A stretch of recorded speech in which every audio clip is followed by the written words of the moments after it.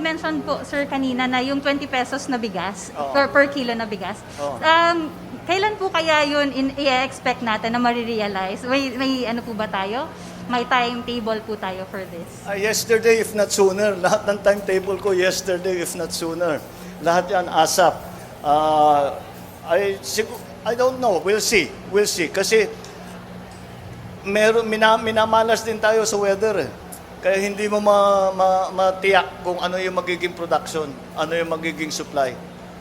Oo. So, tignan natin. Pababa na ng pababa. We'll keep working on it. Isa Cebu, Kadiwa stores sa Cebu. So that's the only reason? Yes. Hindi dahil kulang ng supply, Ay, hindi walang po. naging problema? Marami po tayong supply sa ngayon. Okay. And yung sinasabi niyo po na it will be sustained until December, yung wider rollout po ba to different sectors, posible po ba yun? Or it will just be for the indigent only in the meantime? Yes, for the meantime, only for those vulnerable sectors po. Another follow-up question from Eden Santos, at 25. Good morning po, Yusek. Clarification lang po kasi sabi niyo last time, lahat po pwedeng bumili nitong 20 pesos na bigas. Pero ang sabi po ng DA, mga piling sektor lamang po ng ating lipunan yung makakabili nitong murang bigas. Alin po ba talaga yung totoo dun? Yun po ang unang plano. Pero dahil po napag-aralan po, naunahin muna po yung nasa vulnerable sectors, uunahin po muna natin sila. Yan din po ang pahayag ni DA Secretary Kiko Laurel. Binalak po na lahat po para sa Kadiwa stores, but pinag-aralan po para hindi din po magkagulo at mauna po yung mas nangangailangan po. Uunahin po muna yung mga nasa vulnerable sectors. Okay, kasi po nauna nang sinabi ni DA Secretary nung nagsaing po sila ng bigas na pili lamang. Then the next day kayo po yung nagsabi na lahat pwedeng bumili. Medyo nagkaroon lang po ng konting pagkalito doon. So ngayon po, Hindi po ganun ang ating nasabi. Ang sabi po natin, pipilitin po na lahat. Yan din po ang nasabi po ni NFA Administrator. Nung ating pong niliwanag din kay Secretary Kiko, sinabi po niya na yun din po talaga ang binalak, pero uunahin po muna yung vulnerable sectors. Thank you po. Ma'am, we have another question from Tristan Nodalo, Newswatch.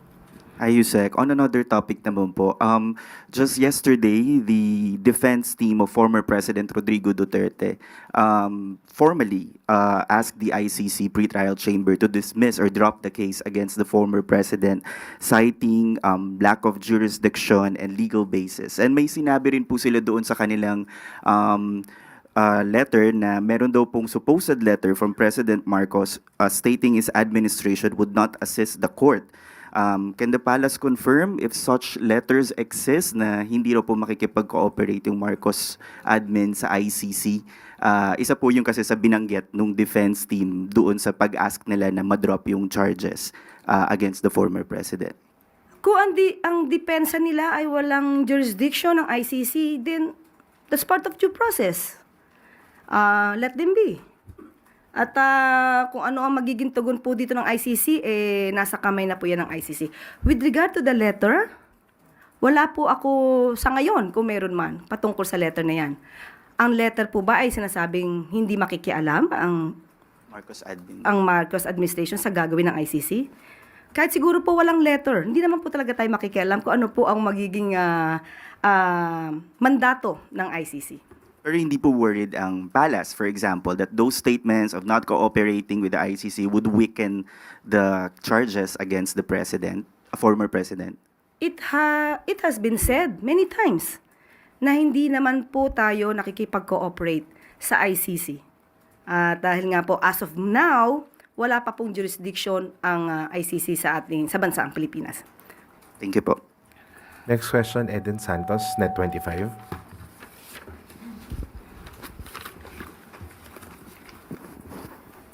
Yusek, sabi po ni Vice President Sara Duterte, impeachable offense daw po yung ginawa ni Pangulong Ferdinand Marcos Jr. o ng gobyerno sa pagsuko sa ICC kay FPRRD.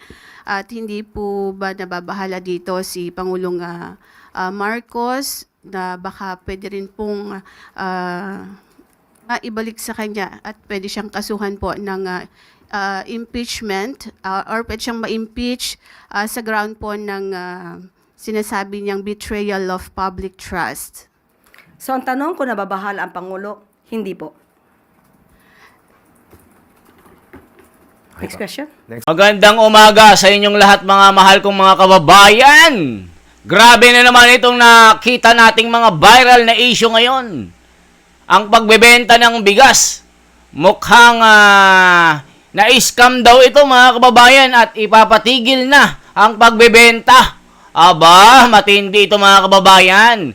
Parang hindi planado itong gagawin na project ni BBM. Nagalit ang mga netizen, mga kababayan, na tila wala naman talagang maayos at planadong konkretong gagawin nila.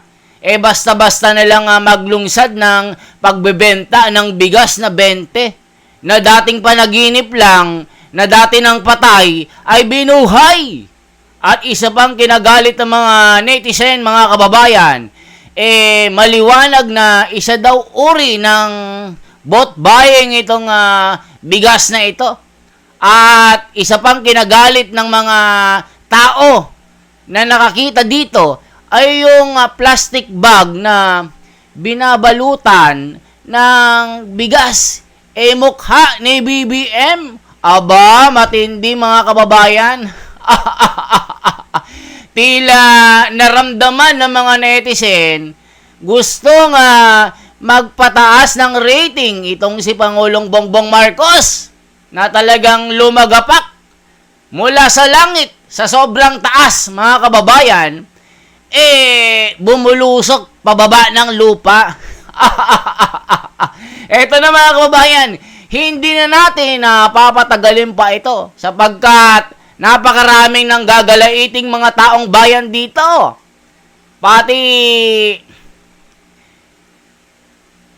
Napakarami mga kababayan. Pati ibang bansa nang gagalit na dito. Itong pangako na bigas na ito, mapapako na naman ba mga kababayan? Aasa na naman ba ang mga taong bayan para lang makatikim ng murang bigas na dating patay na nakalimutan na ng mga taong bayan, pero ngayon, muling binubuhay dahil election day? Ayan ang ating pag-uusapan mga kababayan. Hindi na natin papatagalin pa ito sapagkat yung mga viewers natin, gigil na dito. Eto na mga kababayan, sapagkat ang COMELEC daw, ipapatigil muna daw ang pagbebenta ng bigas. Bakit kaya? Dahil walang konkretong plano? Aba, eto na mga kababayan, eto na, hindi na natin papatagalin pa ang mga issue sapagkat kayo ay gigil na din dito. Ang ating bibigyan ng reaction si Kabibig. Magaling po ito na chumichika at nag-aabang ng mga viral na balita dito sa social media mga kababayan. May ebidensya po ito. Okay po? At disclaimer mga mahal kong mga kababayan, lahat ng aking mga sasabihin dito ay pawang mga opinion ko lang. At yung iba mga pangitain at mga panaginip ko. Ako YouTube channel, ito ang pinakamaingay ng YouTuber sa balat ng YouTube. Ako si Kabibig, maglebag-lebag na daw with evidence na ko hindi successful.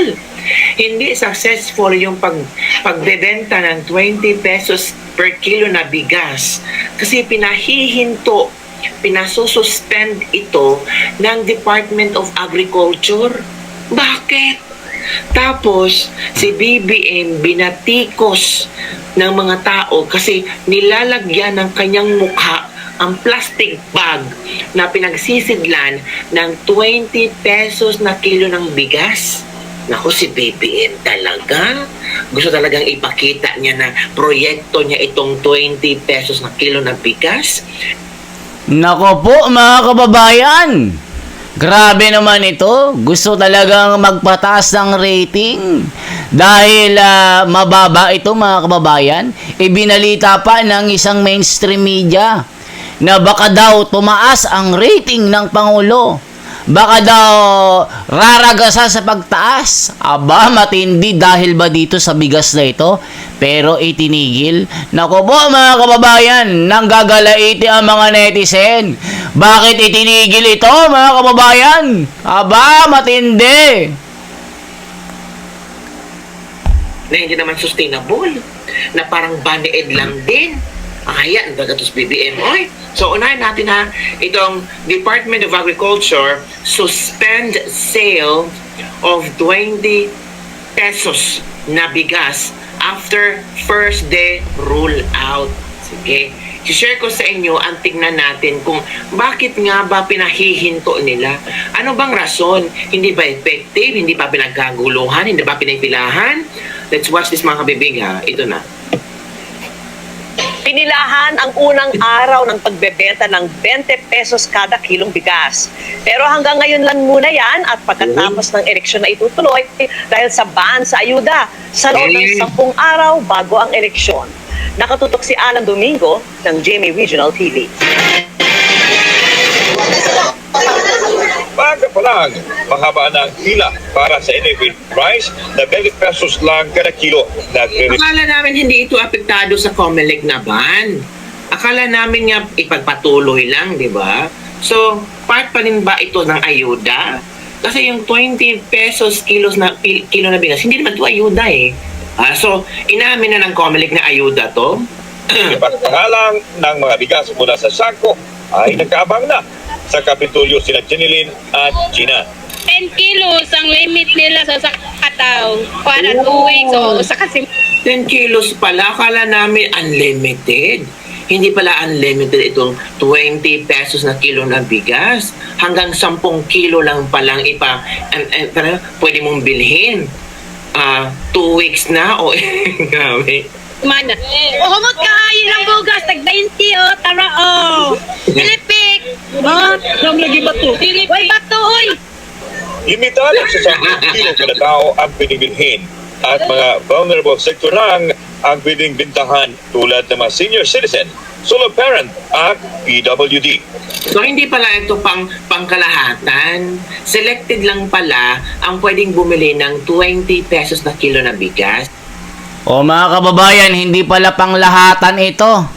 Para lang pala ito sa mga senior citizen, solo parent, o mga PWD.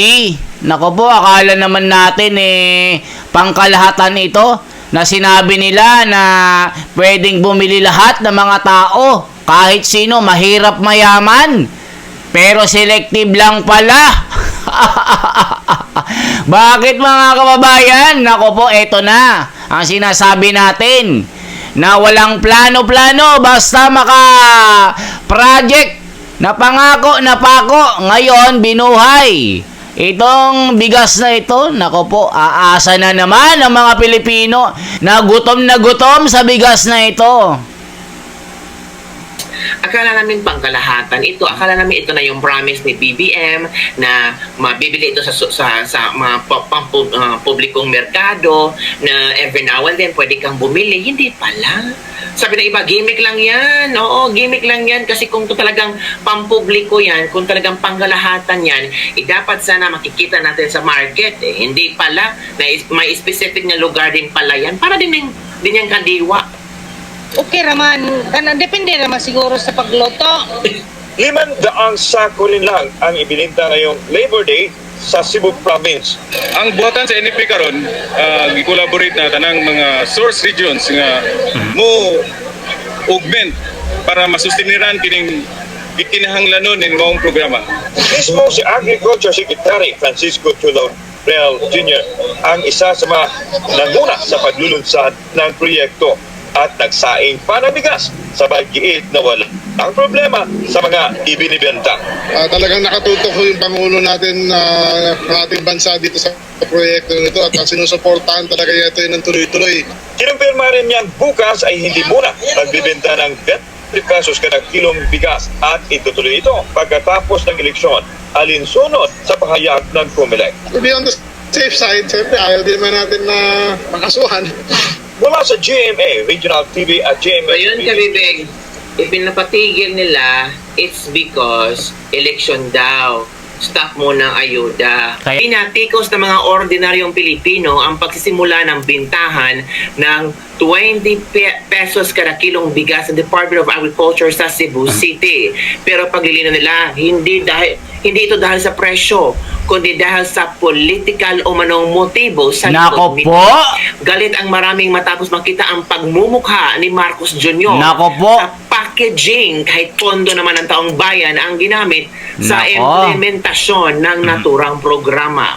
So eto kabibiga, panoorin natin ang isang eksklusibong report na kung saan talagang hindi na talaga nagustuhan ng mga tao ang pagkaepal ni Bongbong Marcos. Nako! Bibig. So eto, panoorin natin ang isang video.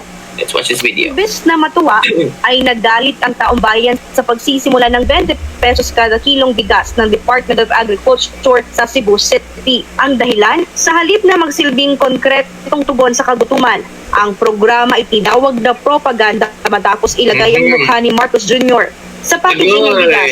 Kahit malinaw na hindi naman galing sa sariling pondo ng Pangulo ang pambili nito. Hindi napigilan ng ilang netizen na maglabas ng saloobin kaugnay ng programa sa unang araw ng buwan ng Mayo. Kitang-kita raw kasi ang larawan ni Marcos Jr. sa packaging na tila pinaparamdam sa mga tao na personal itong ayuda mula sa kanya. Pero malinaw, pondo ito ng gobyerno, buwis ng taong bayan, at hindi mula sa busan ng Pangulo. Ilan sa mga komento ng netizens ay nagtatanong kung kandidato ba raw ang Pangulo kaya't mukha niyang nakapronta sa packaging. Habang iba naman ay question ang timing ng programa. Lalo't kasalukuyan ang campaign period para sa nalalapit na halalan. Kaugnay pa rin dyan, sinabi naman ni Agriculture Secretary Francisco Chu Noel Jr. na hindi mo na itutuloy ang nakatakdang bentahan ng 20 pesos na bigas sa mga kadiwa outlet sa May 2. Ngayong unang araw ng buwan ng Mayo nga ang tinakdang simula ng bentahan ng bigas sa Cebu City. Ngunit isang araw lang ito maaring bilhin ng mga consumer at tanging sa pamamagitan lang ng kadiwa booth. Paano ba naman kasi isinabay ang programa sa panahon ng kampanya kung kailan ipinatutupad ng Commission on Elections o COMELEC ang ayuda ban? Tama. Bakit sa panahon ng kampanya? Dapat sama noon pa. Iba't ngayon pa, alam mo naman ang tao mag-react talaga, 'di ba? May mga ibang taong parang okay lang. Alam nyo, totoo ito mga kababayan, kung talagang gusto nila na ipatupad itong matagal ng pangako na ito, nung kampanya ni BBM na kanyang tutuparin pag siya nanalo, itong bigas na ito. Bakit ngayon lang? Pagkalipas ng tumataginting na 3 taon, mga kababayan, bakit ngayon lang? Panahon ng eleksyon. Kaya iniisip tuloy ng iba na mga kababayan natin, isa itong political agenda, mga kababayan, na parang panunuhol sa taong bayan. Nako po, mga kababayan, grabe na ito. Yan ang nakita ng mga kababayan natin. Sana noon pa, Pangulong Bongbong Marcos, noong Enero, kung gusto mong gagawin ito. Pero bakit ngayon lang? Mayo na. At talagang nandiyan pa ang mukha mo sa plastic bag. Kaya yung mga netizen, galit na sa'yo. Nako naman, ano na naman ito? Gustong magpataas ang rating pero hindi kaya, bistado, walang planado. Nako po, sino kaya mga advisor mo, Pangulo? Mukhang mga sablay ang ginagawa nila. Yan na mga kababayan, anong masasabi nyo dito na tila hindi planado, palpak na naman itong pangakong bigas na ito. Na tila ito na naman ang isang bangungot na pangako na napako. Na bakit kasi naman, Pangulo, sa tagal-tagal ng pag-upo mo, pagkalipas ng 3 taon, ngayon mo lang naisip na ipatupad yan. Di sana hindi nag-iisip ang mga tao na ganito, ganyan, na hindi lamang political agenda ito. Naku po, dahil siguro mababa ang rating ng Alyansa Pilipinas, ginagapang nila itong pangako na ito na baka daw tumaas lalo ang rating ni Pangulo pagka pinatupad itong 20 pesos na bigas na ito. Kayo ba mga kababayan, anong masasabi nyo? I-comment nyo po. Epektibo ba ito mga kababayan para tumaas muli ang rating ng Pangulo at bumalik ang tiwala ng bayan? I-comment nyo po mga kababayan. Ilang araw na lang po ito. Ilang araw na lang ay magpapasya na ang taong bayan kung sino ang mga karapat-dapat na iboto.